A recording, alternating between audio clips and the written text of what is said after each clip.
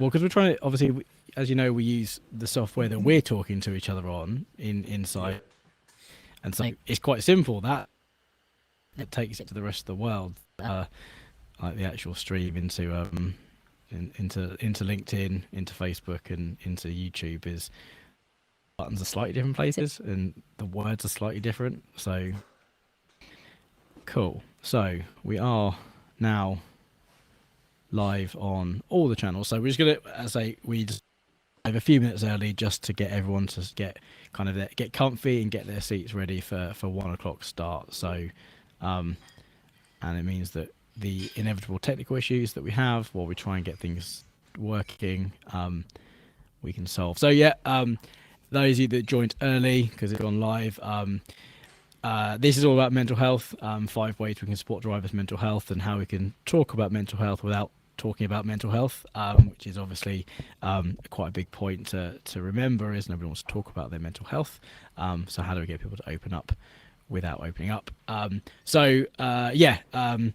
I'm guessing there's going to be quite a lot of questions, quite a lot of kind of input to this. So if you have got questions, please do ask them in the various chats on all the channels, whether it is if you're in the Facebook group, put it in the comments. If you're on LinkedIn, I think there's a comment section on there as well. Elizabeth will be fielding it. If there's a lot, it might be that actually we take a quick breather. I have a scroll through them and I'll kind of fill them as best I can into the chat as we go along. As I did mention before, this will be we're going to start doing certificates of attendance. So make sure you stick around to the end to work out how you can get your kind of little bit of paper. But yeah, I know we've done this off air already, Dean. But how are you doing? Yeah, I'm doing all right. I'm doing good. Yeah. I had a long drive this morning, but yeah, I'm doing well. So are you in the office today then? I am. Yes. Yeah. Yeah. It's lovely down in Rugeley at the moment. Nice weather, so can't grumble. I want to say it's brilliant sunshine and yeah, lots of lots of blue sky to see out here, which is quite nice.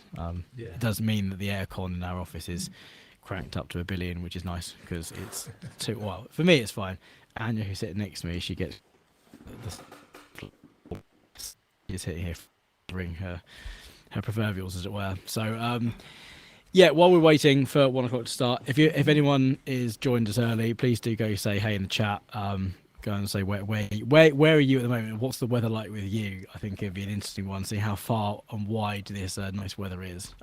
It'd be good to get a little bit of a conversation going while we wait. I say I'm based in Watford. Weather's lovely here. There you go. That's what we need to do. I'm quite excited for this session actually, Dean. I don't know about you. It's Oh yes, definitely. So am I. Yeah. It's a particular subject I'm passionate about. So yeah, it's good to get out there and talk about these things. Yeah, and it's not necessarily. I think it's Men's Health Week somewhere in the world. Last week, I think it was. I was trying to look for some tenuous link as to why we're doing it now, but I don't think you need to. I'm sure we'll talk about it in a bit more detail when we get to it. But I'm not a big fan of mental health weeks and days and those sort of like unless you're going to back it up. I think that's the thing. Like paying lip service something because everyone else is. It's the same like Pride Month and Black History Month and all those things. It's like it's only worth the other 11 months of the year rather than what it is as being kind of that day or that month. So yeah. No, I agree. Dean, you're able to talk as increase your volume a little bit. You sound fine to me, but Liz was just saying you sound quite quiet. So. Okay, I shall try. I'll get closer to the mic as well. You go. That's okay. Is that comfortable? You can get the mic closer to you. Might be easier. Yeah, no, I'm comfortable either way. Fine, cool. Rested on a table here, so that's fine. Nice comfy chair. I'll say it's good. It's good for your good for your wellness. And, yes. So we'll leave it another kind of 30 seconds, get to 1 o'clock, and then we'll make a start. So we've got a few people signed in already, which is good. I'm sure a few people will join as 1 o'clock clocks round and people start seeing that it's now live. Yeah, we've got a lot to get through. I'm not gonna lie, it's going to be a busy one. I'm quite excited for this, and I think it will potentially lead to other sessions. I think if the feedback is positive, I think people will be quite keen to find out a bit more and look at how we can impact kind of more people. Yeah, that's bang on 1 o'clock. So let's make a start. So yeah, I'm sure a few more people will join as we're talking, but as we've got a good group of people here now. Yeah, we're here to talk about mental health, specifically 5 things you can do to support your driver's mental health, and specifically doing that, we're not talking about mental health. I think people get a barrier when they hear the words mental and health, and I want to avoid that being a barrier to opening up and talking about it. I did some Definitely. statistic research and stuff, and it does. I think on Movember's website they say three quarters of all suicides are male, and obviously we are still a very male-dominated environment. Therefore, we are disproportionately hit by that statistic within transport and logistics. So, it is a very important subject for us to talk about. It is also something that's quite close to my heart. I talk about this a lot. Anyone that listens to my podcast will know that I still go to therapy. I'm very open about my own mental health. So yeah, I'm quite keen to get going on this. So yeah, as our audience probably can see, Dean, I'm joined by Dean from DTS. He's got quite an experience of working within transport and logistics and implementing kind of various initiatives around kind of health and well-being. So I wanted to kind of, I know you've got a broad spectrum of knowledge, but I know there's something you're very passionate about as well. So yeah, just a few kind of housekeeping points. The questions actively encouraged, so please do put them in the chat. If anyone has anything they want to ask anonymously, do send me a direct message if you're on LinkedIn, or send me a DM on Facebook. I won't see it right away, but I will get to it about halfway through. If anyone has anything kind of they don't want to put in the public forum and they want to be anonymous, because I know sometimes it can be quite a complex thing to talk about in the public space. So yeah, that's kind of it. As I said, there is certificates of attendance, so make sure you hang around to the very end to kind of find out how you can get your bit of paper. Other than that, that's I think all the housekeeping bits done. Should we make a start, Dean? Yes. Cool. So I guess we'll start from the beginning. Why is mental health important? Well, there's so many factors to why it's important, but for drivers specifically, these are people who are out on the road on their own, and need that environment to be more open, accessible, and we want them to get home safely. Yeah. Same with any staff member. You want them to come to work, do the job, and then go home and enjoy their life. That's the whole point of it.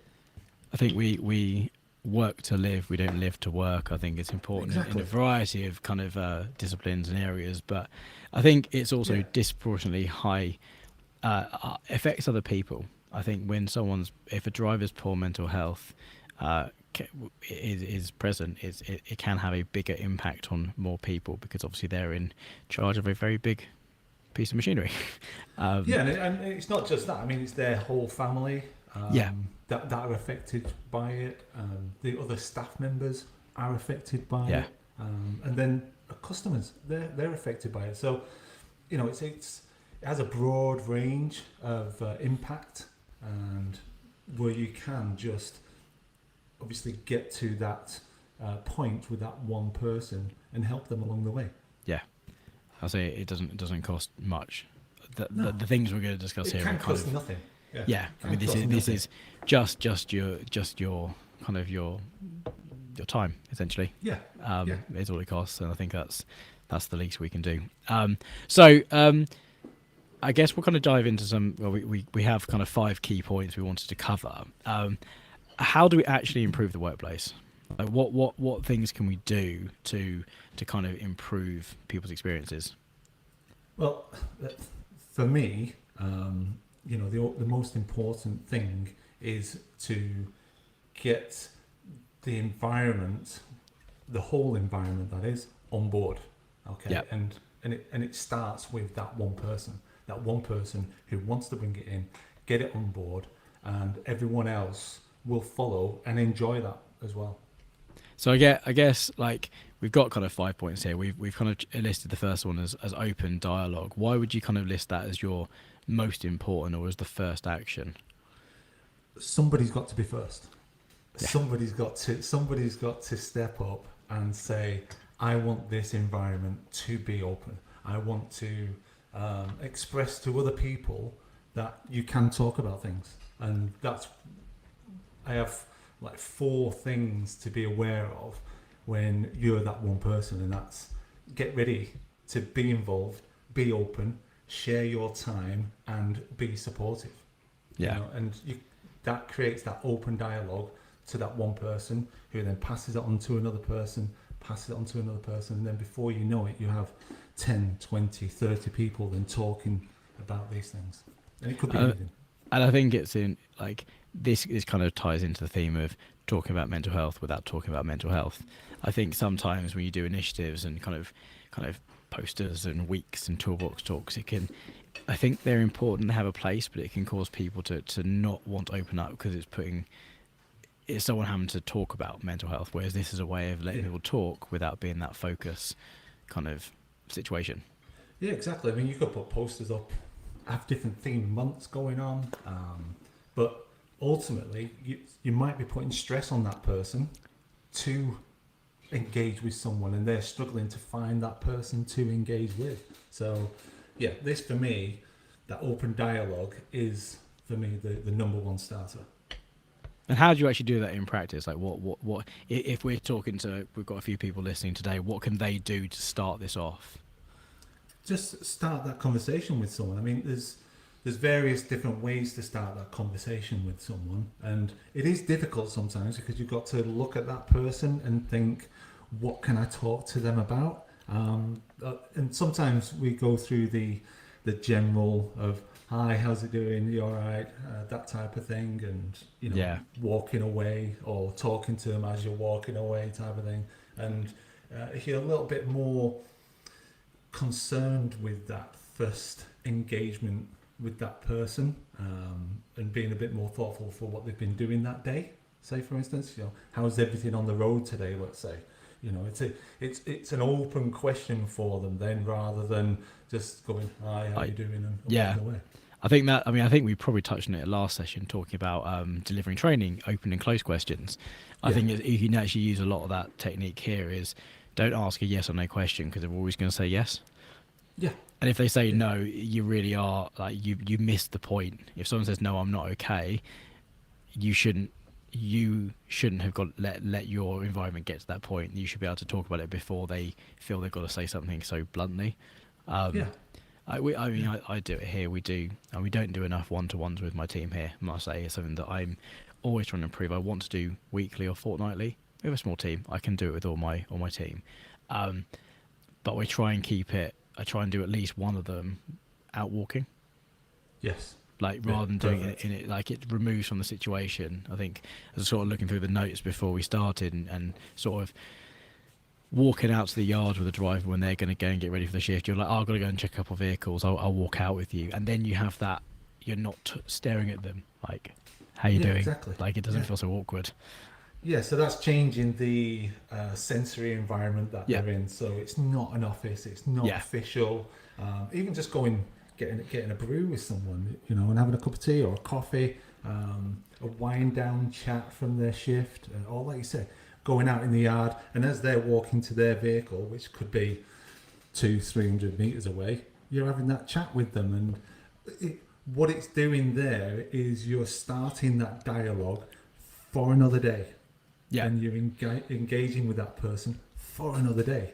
And that's the whole point of this. Nobody's going to come up to you straight away and say, oh, I've got all these problems. Some people might do, fair enough. But the majority of men are not going to go up to somebody they hardly know or who's their boss and start talking about all the issues that they've got going on in life. No. So you've got to have that open dialogue and that safe zone. And the yard is brilliant. Yeah, I mean, I know probably less relevant to transport and logistics during COVID, but obviously a lot of our interactions were done online, and we had a traffic light system we used which was kind of you say a colour. I've said this on the podcast before, but you say a colour at the start of the meeting as to green, all good, nothing bothering me at home, all happy days, kind of happy to carry on. Or at least there's nothing that's going to affect my output in this meeting. Yeah. Amber is, okay, I got shit going on.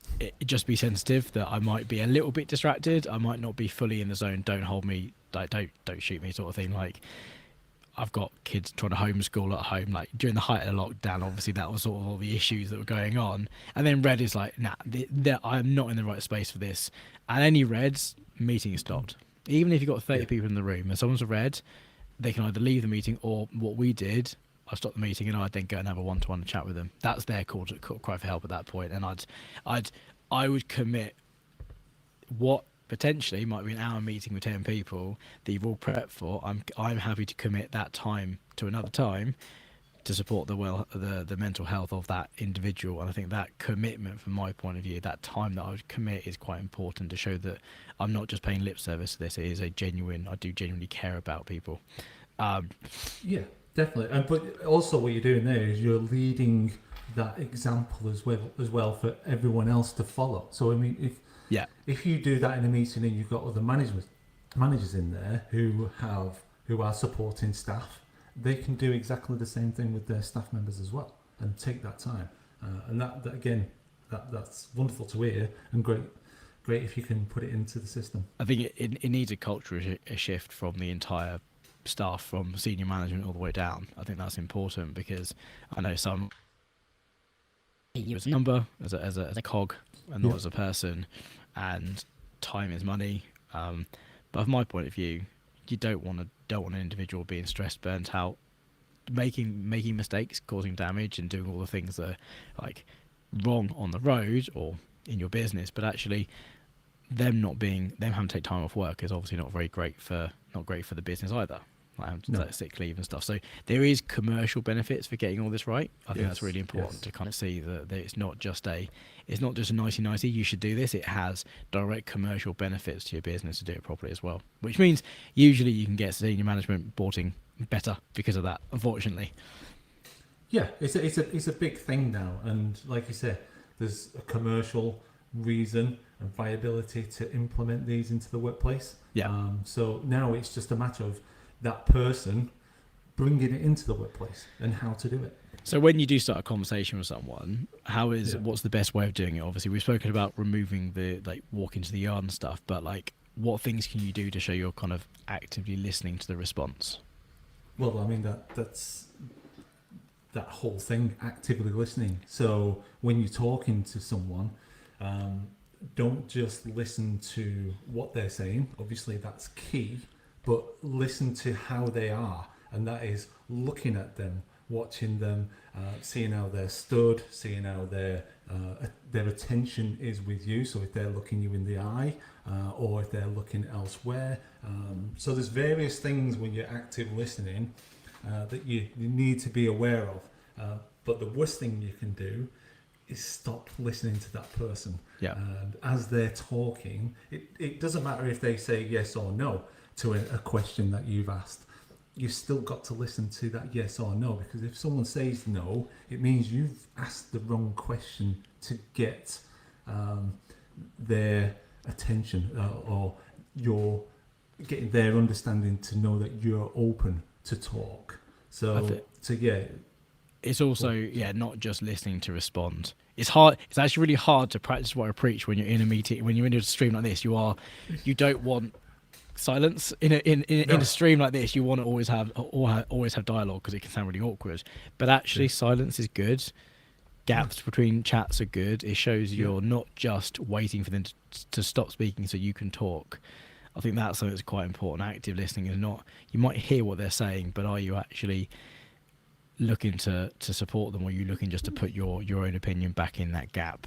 I think the one thing that I with my wife actually is, although I've not officially kind of started doing it, I've started to be more aware of it, is the response is, do you want to help or a hug?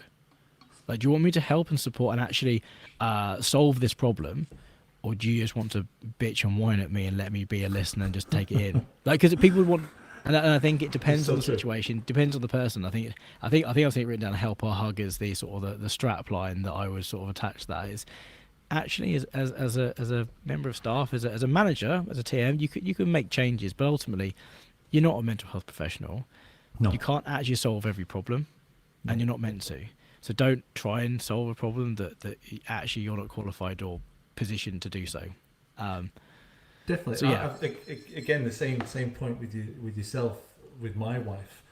My wife has gone through stressful times, as I have as well. But one of the things she taught me when we first met was she said to me, when I talk to you, I want you to listen. I don't want, because I'm a problem solver, naturally. same. I like to solve problems. Yeah, But she kept on saying to me, I don't want you to solve my problems. I just need someone to talk to. And yeah. I've learned a lot from that. For myself personally, not just our relationship, but realizing that it is good to talk sometimes and just have that support where you can just talk without being interrupted, get things off your chest, and it does alleviate that first milestone of pressure that's on someone. I mean, again, video calls are difficult to kind of explain and do this. And also, I'm looking at about 14 screens trying to get questions and prompts stuff. So I do look as though I'm not making eye contact with you because I'm looking at things. That's literally the worst thing you can do, though. If someone's talking at you, don't look bored and disinterested. Like, be open and be 100% kind of in the conversation. Show that Yes. you're taking that conversation seriously. I think is really important. My biggest, I mean, I know I'm not old, but I know kind of there's young whippersnappers like in their 20s, that are attached to their phone. And I know I'm just as bad actually, but it's like if you're in a conversation, don't sit there and text and Snapchat and WhatsApp at the same time. Like just it's just 5 minutes just to have a conversation. Don't have other screens kind of distracting you, and it's something that it's quite hard to maintain. But I think if you can get that right with people, I think people are more likely to actually engage with with you as a sounding board, I think. Definitely, I totally agree, and that's why one of the things that you've got to be aware of, if somebody does come to talk to you, move away from your workstation. Yeah. Don't be at your workstation because you'll be distracted, Oh, and I that's the I worst thing that can happen. I mean, I extend this for other things as well, not just within. I'm easily distracted. Like I know I'm not necessarily got ADHD, but it's like I've always got something else on my mind. The way I avoid that is I walk. So I Yeah. walk a lot. All my phone calls I now do out and about because I can't look at my phone. I can't be checking emails. I have to be in the zone, and so for that I get a lot more. And I get like 20,000 steps in a day that way as well, which physical health and mental health do link, and so it's a really good Yes. way to get Yes. exercise in as well. So yeah, what I mean, we have got some questions here to prompt down, so it looks like I'm not listening because I'm reading stuff, but we Right. had prepared this. Can I just ask anything? Like, is it can I if I'm going to ask if I'm kind of wanting to open up with someone, is there kind of is there some sort of some things I shouldn't say, some questions I shouldn't ask? Yeah. I mean, normally there are no questions that you shouldn't ask, but there's a time and a place for those types of questions. You don't want to start a question off personally asking someone how their inner being is. Are they all perfect and okay? And there's you've got to have some sort of sensitivity to it. But the key to that is one, know the person that you're talking to, and if you don't know that person, don't be too personal with them. Yeah. And the reading their body language and reading that person, the active listening is not just that voice that you're listening to from them. It's actively listening to their body language and what that's saying to you. So yeah, if someone's walked into the office and they've just finished work and they're ready to go down and get a brew, they may need that time alone to decompose everything that's gone on in the brain today and what they've been thinking about. So yeah, there's certain questions you shouldn't ask straight away. Yeah. But once you're engaged in that conversation, yeah, be sensitive about things, but yeah, ask any question that you want to somebody. Be bold to ask that person to open up to you. But yeah, I time think and a it. place. I think it's also about giving as well as getting. I think the reason I talk about my mental health so much is I'm not embarrassed by the fact that I see a therapist. I'm not embarrassed by the fact that I've had issues in the past. I actively embrace it because it is part of who I am. And I mean, we've got quite a few people in this live, and so I'm being very kind of like open in kind of my own mental health. But I think people trust if you kind of open up yourself as well. I think that's something that's like not telling them all your innermost thoughts, but kind of being honest about how you need support and how you've been supported in the past or things you've done to sort of show it's okay to not be okay. Yeah, and it doesn't work for everybody. Going to therapy, I've been to therapy myself years ago when I had a very close family member pass on me, and I struggled with that, and I reached out to see if I could get some help with that. I didn't want to open up to people who were close to me at that time, so I thought, well, maybe if I speak to somebody who isn't close to me, that will help. And it made me realize that I can't speak to people who are not close to me about these type of things. So I need to challenge myself to open up to people who are close to me. And that's why this is quite a passion for me, because I know a lot of people who do go for therapy, and it does do a lot of good for those people. But people are very individual, and it's not one thing is not a solution for everybody. And I think with therapy, I mean, for what I've learned is there's so many different types of therapy and counselling and support out there. It doesn't have to be like I mean, everyone in my team here has got their own kind of things they're dealing with at home in their own personal lives, as everyone does. It's not special to one company. We all do. We're just very open about it and we talk about it. But a few of our team have tried CBT as a therapy, and it hasn't worked because it only works in certain situations. Like one of my team had a very specific thing they need to deal with, and CBT worked. Two or three others, no, did not resonate. Did actively put them off. I've got more talking-based therapy. I do a lot. I mean, if anyone listens to the stream, they know I like talking. I love talking. I love the sound of my own voice. So I have sort of therapy that allows me just to talk at my therapist for an hour a week. And she might only say like 20 words in the session, but it's a good 20 words. So it depends on the type of therapy as well. Yeah, definitely. So yeah, But yeah, go on. I was just going to say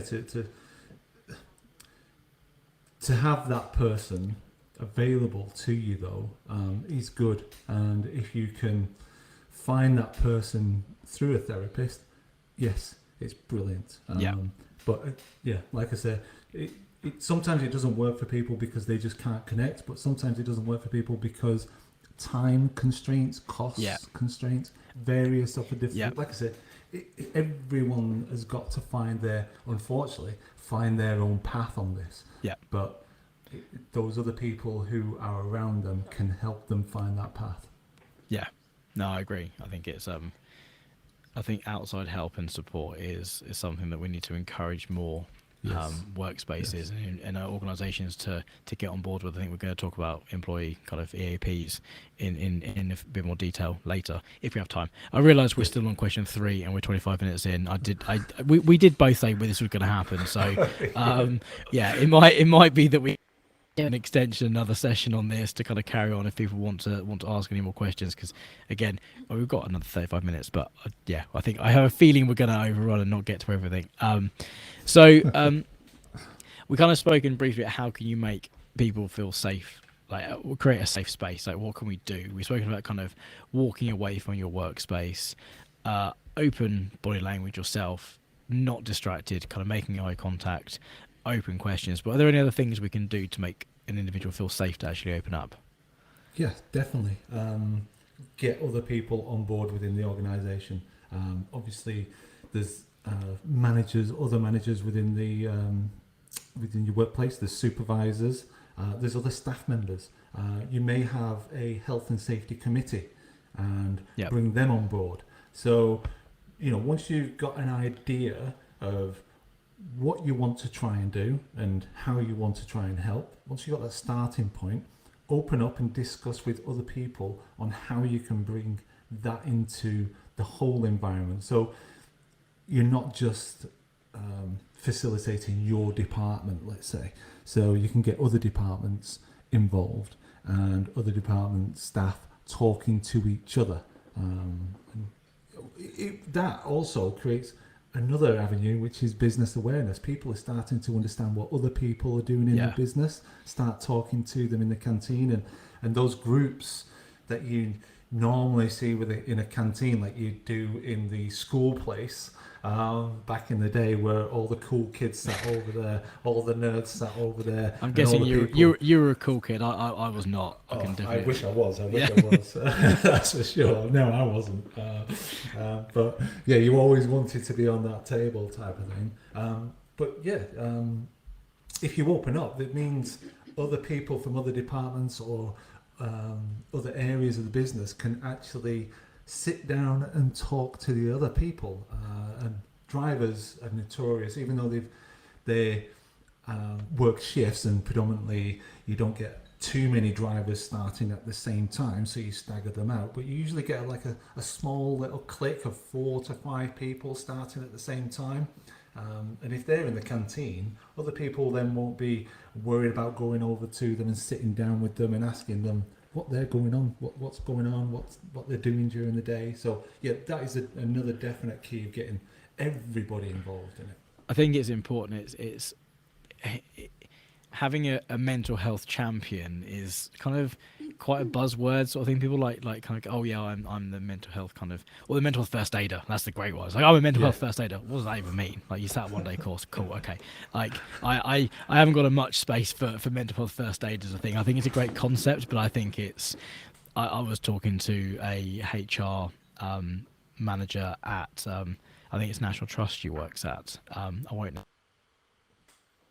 But she did a mental health first aid course as just an employee. She was kind of just been put onto it, and she said they were trying to tell me how to diagnose depression. I was like, oh, that's not my fucking job, is it? Like, I'm not going to do that. I can't possibly do that. I'm not a medical practitioner. Don't try and teach her how to do that. Teach her how to be supportive.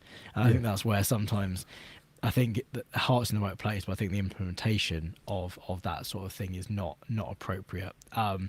So yeah, I think one of the reasons I don't like first aid being involved in mental health issues, because first aid is more of a reactive response to something, rather than mental health should be a proactive thing. Mitigating it beforehand sort of thing. I agree. I mean, I was a first aid trainer for a long time before I kind of went into what I do now, and as first aid, you're told specifically, like, don't diagnose. We got to work out is, do you phone 999 or not? That's literally the point of a first aid course, whether it's a 3-hour course or a 3-day course.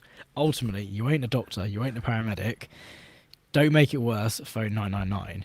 Whereas I think mental health, first aid is like, oh, how to diagnose. Like, you wouldn't diagnose someone having a heart attack. You'd have an idea, but you go, I got to phone 999. I ain't going to make that diagnosis.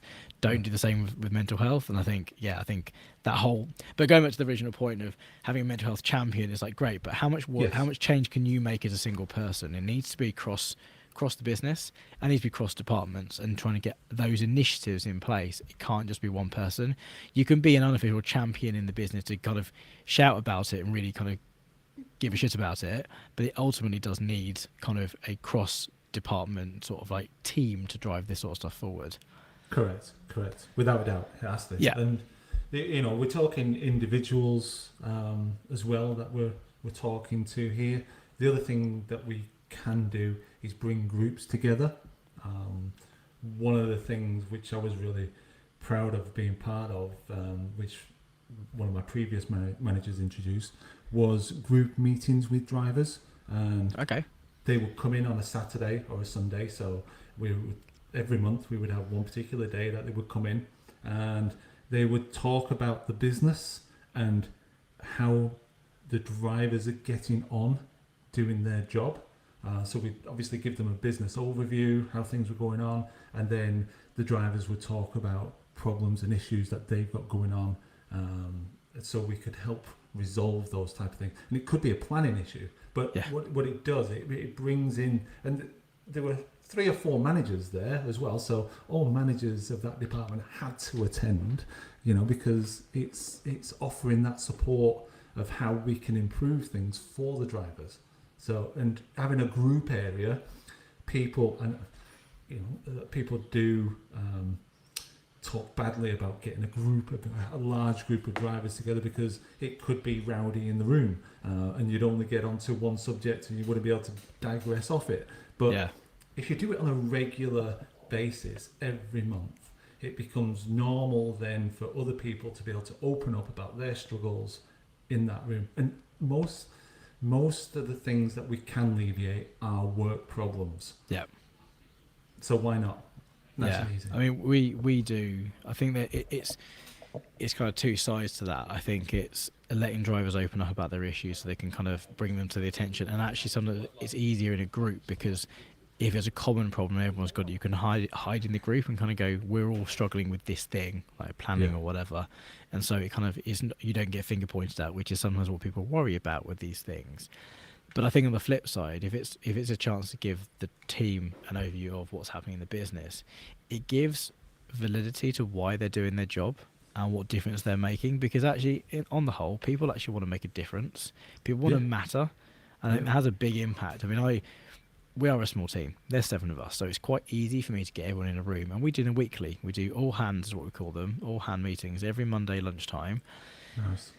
I give everyone an update on where we're going and what's going on and what projects we've got going on, because we're kind of not all in the same office. We are kind of separate, so we can actually get everyone together and actually share what's been happening. So it's a chance for them to see, I mean, we're a small team, so when someone does something, they know it's going to have a massive impact because they're 1/7 of the team. But it's a chance to show, like, these conversations are, like, for example, we went on the road, you and I, on Monday, and talking to a couple training companies about some projects we're working on, and I managed to give that back. Admittedly, we did our all hands sort of yesterday because I was away on Monday, but did it yet? Sort of gave an update. Like, the conversations were really positive. The ones we had on the road, they were massive, and I fed that back to the team. They're like, oh, okay, what we're doing matters. People actually want to engage with what we're talking about here, and it kind of gives kind of real kind of purpose to work, because I think people don't want to work for no real reason. So I think that's really important to sort of have that two-way dialogue, and obviously it's then a chance for the drivers or the staff to feedback as well. Yeah, no, I agree. I mean, I did hear something. It could have been on the radio as I was driving home on the Monday, where they were saying men particularly need a purpose. It's ingrained in their DNA that for some reason they need a purpose. And I know obviously women need that same thing. I'm not just saying men do, don't get me wrong, but being a man, I can say men do need a purpose, and having that on the radio spoke volumes to me to say, well, if that's the case, then what purpose can we give to men to, on mental health, open up and move forward with? Yeah, I mean, it's why I'm so passionate about what we're doing with the Transport Managers Collective. I think it's bringing real value to people, and also creating a community where people can share and open up. And actually, mental health is a big driver behind what we created in the first place. But it gives the team here real purpose, because they're like, well, if we can support hundreds of people's mental health by providing a platform and support network, that amplifies what we're doing massively. It kind of gives real value to what we're doing, because sometimes when you're doing the grunt work, the boring stuff, the stuff you don't really want to do, you need to have some higher purpose as to why you're doing it. Otherwise you can kind of get quite disenfranchised and disheartened quite quickly. I mean, the good thing I like about the community aspect is that person knows that they do have that one person that they can reach out to, and that's what I like about the community in this.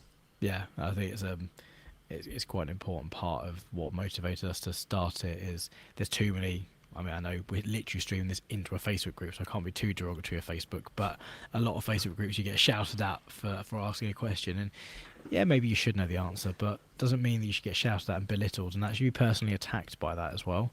I think it's the personal attacks that tends to go along with these things, has a big impact. So although we're talking about mental health and how we can support, we can definitely not make it worse by the way we talk to people online. Definitely, definitely, without a doubt. So, I mean, we're kind of going down the questions here. We've definitely jumped around a lot, but we'll carry on going. How Yeah. do you get people to understand it's normal to have struggles and to have these kind of thoughts? What sort of things could you do as a transport manager to kind of show that it is normal? Well, I said before, you know, there's key things when you're bringing this to the table in the business. You've got to be involved. You know, your time, everything, and you've got to, as a person, be open to share your ups and downs, and also share what you tried, what didn't work, and what did work for you. And if everyone within the group shares those four different things, people will start to understand everyone is different. Everyone is going to go onto a different path, a different journey into hopefully resolving some of those issues. But yes, those are the things that you've got to do. You've got to encourage those discussions about that it is normal. Everyone's got ups and downs. And again, what you tried, what didn't work, and what did I work. say I've just kind of talking about what didn't work. Going back to the CBT thing, Simon Williams here on LinkedIn sort of said he tried CBT and found it very general and didn't actually target the core issue that he was dealing with. And a dedicated therapist would have been better. And I kind of, as I say, it kind of reiterates the point. It's being open that I did try that. Didn't work for me. Doesn't mean it won't work for you. But being open about kind of you identified a problem and you wanted to solve it, and what you try to do about it, because again, that's quite important. It is. It's a Yeah, key milestone for him to go down. That first step is the difficult one. You know, you've realised that you do need to find some sort of engagement. That particular one didn't work for you, and group sessions sometimes don't. yeah, But again, this is where we as individuals can help those other people, and it helps you as well. You being part of this and talking about your things with others to try and encourage them to seek help also helps you as well. So there is yeah, a selflessness part to it yeah, when you get involved.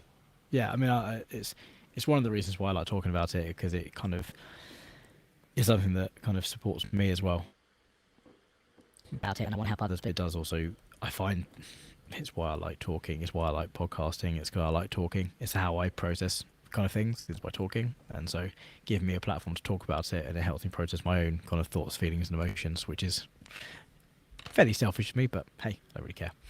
Yeah. Oh, If it well, helps other people as well, it's not a bad thing. So well, you've got to take time for yourself as well. So you yeah, know, some of these issues that you experience through your life, you will never get over, and that's just natural. It's something that you will carry with you for life. But being open and talkative with people helps that process and helps you move through those years and carry on enjoying your life that you've got left.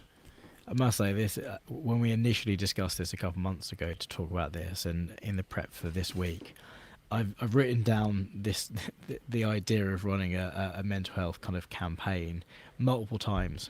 I do, you and I should talk off air, or maybe we get a group of people together that actually gives a shit about this sort of stuff, and talk Yeah. about what we could do as an industry to make a difference. I know we've only got a small corner. There's only a few people, like 20, 30, 40 people that we're talking to at this exact moment.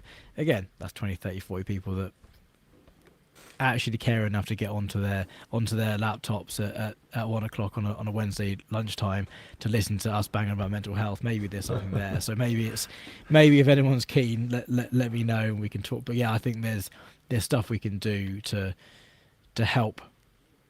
I think it can get quite overwhelming about what you can actually do as an Yeah. individual. I think we can Yeah. kind of wax lyrical about all this important stuff, but actually it can be quite nerve-wracking going in and trying to do that for the first time. And I think walking into a business, into your organization with a plan, as to how you're going to implement this, not just like low-key talking on the way to the truck, which is important, but I think it's about giving people that confidence to go and do this. So yeah, maybe there's something we can discuss after off air, and if people are keen to kind of find out how they can get a bit more involved with something, I don't know. But again, I'm very open to these sorts of things. So this is, Me too.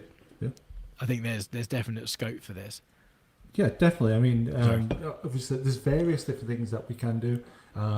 Obviously, we can speak off air of how we can actually push this and drive this to a bigger cause, let's say, a bigger action that we want to drum up. But again, just for those individuals, if you need to reach out and you want to implement things into your workplace, feel free to contact us anytime. Yeah, And no, we can give you some advice, and obviously other places where you can get advice from as well. I think that's the point. I think I just kind of while you were talking there, James on Facebook kind of said, need to be mindful about opening up yourself and encouraging too much conversation because it might put you in a position where you are then the constant contact for a shoulder to cry on, he says, when actually a professional support is needed. Which I can understand. I can understand wanting to put out those professional barriers, but I think as long as you don't try and be the problem solver. I don't profess to be an expert, by the way, nor do you. Like, we're just guys that have been through stuff, and then guys that have worked in business and cared about this sort of stuff. It doesn't mean we're healthcare practitioners. We're not professionals in this. I would never try and diagnose, as I said earlier. I think it's important to have, and I think it kind of the next point, which, again, typical us, we've spoken too much and not necessarily got onto it, but the next question on this is, once you've gone through all these things, what next? So what can we how can we support others?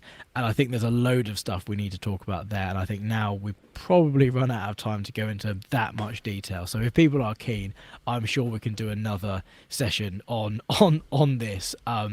But as I say, yeah, it's the sort of next steps which I think are actually really important. We've identified that there are issues. People are now coming to us. People are now talking about their feelings and their emotions and their sort of what's going on in their lives. Excuse me. You've got a better handle on how people are. Are they bringing in arguments from home? You're starting to recognise body language. You're starting to recognise kind of tonality of voice and behaviour. I think I say we might touch on this, but we're one of the most analysed industries in the world. Yeah. Like, we track every bloody minute of your day. Like, we have all this analysis that we do. Why can't you use some of that data for good and support rather than just as a hammer to hit with, which is sometimes what it's used for. Yeah, definitely. But once you've gone through all these things and what's next, I just want to make a point of there are employee assistant programs, so you can reach out to services to come into your business and help you implement these things. So don't feel that you've got to do everything on your own. There are people out there you can reach out to, get support for your workplace. So don't feel that you're alone on this guide that we've put together. Obviously, we talked about these 5. There's another 5 things that we've got in the document that you can download. There's other things that you can implement, but you need to get help within the business. You can't do it on your own. Yeah. And like you were saying, we analyze all this data. We don't do anything for the individual that is, I would say, proactive for them. It's all about the business and where we can save money. Yeah. And I think that it's quite short-sighted not to see supporting the individual doesn't actually do that. I think it's important to say there is still a commercial viability for giving a shit about this sort of stuff. Correct. You can analyse when that person's had a break, how long they've had a break, how many breaks they've had in the day, what time they clocked on, what time they finish. And some companies do actually go down the line of, well, you clocked on at such a time, 20 minutes later you'd still not gone out to your vehicle. Why was that? Or, you got through the gate at 8 o'clock, but you didn't clock out until 9:15. What's that about? What we should be looking at on these as well is how much time away from work have they had? Yeah. How much sleep do we think they've been able to have in that time away from work? Because that's cost effective. If you look at those and a driver is fresh when they come to work, they're driving the truck a lot better, they're better for the customer, better for the people out on the road. So many things that you can analyse just from their sleep. Yeah. Why not? Yeah. I think and there's a load of other things we can sort of go into around that. I think we might want to start kind of putting the floor open to some questions. So if anyone has any questions, sure. I'll kind of or let them come in. I think I know either I have a feeling there's going to be two things: either we're going to get a load of questions or zero questions because people feel quite close to being public about this sort of stuff. So if we get no questions, we've got a few more bits we could talk about. But while we wait for those to come in, as I say, if anyone wants to send me a direct message, please feel free. I'm now looking at my my inbox, so if anyone's got any questions, do just shout. But yeah, I do think this is an important topic to talk about. I think it's something we need to kind of bang the drum about quite a lot, Yeah. and we need to kind of look at kind of how we can encourage conversations to be started, because I'll say that's the first step, as what we've kind of highlighted. Yeah, While we exactly. wait I for mean, some more, we're doing exactly what we're talking about in yeah, this in this guide. You know, we're starting to have that conversation, put things together, plan for not just me and you, and to get viewers looking at your podcast. It's what can we do for our communities that we're yeah. creating, rather than just the businesses that we're employed in. So we put together a guide. What's the title of the guide that we're going to put on the TMC? Can you remind me? It's how to talk about mental health without talking about mental health. That was the title in the end. Okay, cool. Yeah, It's a long one. it's a long one. Yeah. So I think we'll be putting that up onto the TMC as a free resource in the coming kind of days. So if anyone is kind of keen to download that, and I think it's jam packed full of loads of great stuff, do go and sign up to the TMC. It's on the free plan, so you don't have to pay for it. As I say, we're trying to give a lot of stuff away, so it's tmcollective.co.uk/pricing, and just click on free plan and you'll get in that way. Yeah, I think people are quite there we go. I've got a question. I'm not going to name names, but yeah, had one into my inbox. I think and I agree to a certain extent with this individual. One of the biggest problems is the NHS believes mental health in men is a case of suck it up, buttercup, is as a direct quote, by the way. So I think having a can of man up is another one. Like, it's just deal with your emotions, kind of cope on your own. I don't think it's just about men's mental health, but I can sort of understand it's limited funded. It's got limited funding in the NHS. The waiting lists are just ridiculous to get on at all, and then all you really get is the statutory 6-week CBT program. And unless you can afford to go and look elsewhere, it is quite hard. But what are your thoughts on that? It is, and you know, over the last few recent years, let's say, the NHS have been struggling with the amount of people who have been dealing with whatever issues, but their mental health stats have gone up. And they can only do what they can do. I mean, the government, again, maybe we can get together, or a community can get together to try and challenge the government to do more, and open up the NHS or other environments where we can get that support out to other people. Yeah. So, you know, maybe there's something. I don't want to come down hard on the NHS because there are lengthy waiting lists. I personally know of a few people who are still on the waiting list, and some who have, only just gone on to speak to people after months and months of trying, and it's difficult. And that's, as an individual, obviously I try to open up and reach out and make sure those people who I'm in regular contact with, who need that help, I'm there to talk to when they need to. I think it's. But again, we're not specialists, are we? We're not experts. So there's only we can do. You're that person in the lobby waiting for them to get through that door, aren't you? Yeah, you're the signpost, essentially. I see us as a signpost, is to point them in the direction of the support they need. We can change the culture to make it less difficult to work in the workplace. I think that's also quite important. We're talking about how can we allow people to open up and talk about things, how can we kind of provide an environment where they can talk, but actually we're not really spoken about how to not create a toxic environment to work in, which I think a lot of people see kind of the workplace is quite a toxic place to be. And I think I read a study somewhere that your company culture is really just a summary of the last 56 days of actions you've done. You have to constantly. Wow. It really is a short. You can bang on about some posters and sort of do a nice toolbox talk, which is important. But if you don't back it up with consistent change and consistent kind of consistency in how you approach things, it will revert back to what it was before. So it's an Yeah. ongoing, constant thing you've got to do as senior management or someone that can sort of make change. So yeah, it's a Yeah. constant thing to be working on. But again, I think yeah, we there's a lot of topics here we've not even vaguely touched on today. So No. I think what we'll do is, I've seen no more questions. Yeah, so Ray's put a post there. 9 years since it started with him. He's only just started to get help with it now, sort of thing. It is there can be very, very long waiting lists for these things, and long roads ahead. So, and then, again, there's only so much we can do. Yeah. So I think just to kind of summarise up, we're going to sort of give it another five or so minutes for any other questions to come in and any other kind of comments. I know people are quite can be quite closed around this sort of stuff, so I'm not gonna push anyone for questions and stuff. But as I said, this is we are going to do certificates of attendance to put into your kind of your training records. So if anyone wants one, please give me a DM. Either send me a message on LinkedIn if we're connected. If not, connect and send it to me. If you're on Facebook, send me a message. I'll check my others folder. Don't worry.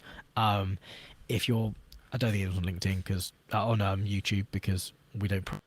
If you are happy to be watching on YouTube, send me an email, hello@tmcollective.co.uk. That will come through to our shared inbox, so I'll be able to process it then. As I say, it's just a little thing to sort of show you attended something, and might start the ball rolling for other things in the future that you might want to do in your workplace. So I think it is, do reach out. One last thing I did want to mention is Kai will be reaching out to everyone that's kind of been on the stream to kind of get your feedback, because again, this is quite a touchy subject, quite a hard subject, and I hope we've done it justice, at least for an overview of like how to create a culture of kind of being open. I know we can't solve every problem in an hour, so if there's anything anyone wants sort of to talk about in more detail, then as I say, Kai will be in touch in the next kind of few hours to get your feedback, and as to whether we think another stream is in order, or whether it may be a smaller workshop where people can ask questions and sort of talk about it in a more kind of closed environment, to be a bit more open and a bit more vulnerable. Again, I have just seen a couple more questions come in, so we'll answer those because people are still asking. Jill, I think there's a culture of drivers being seen as a commodity to be used by the company with very little thought of them being human beings. 100%. I can definitely kind of believe that and understand that. Steering wheel attendance is the term I get heard a lot. That I want is. Yeah, I totally agree with you. And obviously, we were talking about stats and analytics. It's all company focused. It's never focused on that individual driver. So yes, they are just a commodity. We need to change that view. Obviously, not all companies are like that. Don't get me wrong. A lot of companies do have good things in place and good plans. But unfortunately, yes, drivers are a commodity and it makes money. It needs to change. It does, yeah. At the end of the day, because if you haven't got drivers, you've not got a business. Exactly. At the end of the day, that's just the way it is. James asked, do you think there's a particular group of more at risk than others? Interesting question. Yeah, I mean, there's a fair few. I don't think anybody is at more risk than others, because again, it all goes down to individuals being humans. Anyone's at risk. However, if there's a particular company, let's say, who has nothing in place to help, then yes, those people are going to be more vulnerable than a company that does have things in place who can give that support. But I don't think one type of driver is, because you could talk about trampers. Trampers are out for the whole week and don't necessarily see anybody for that week until they get home, or anybody of interest, let's say, until they get home. But again, a road sweeper is out all day, let's say. driving around. Yes, it's not an LGV, it's a road sweeper, but they're out on the road. They're driving down a road which can be quite dangerous.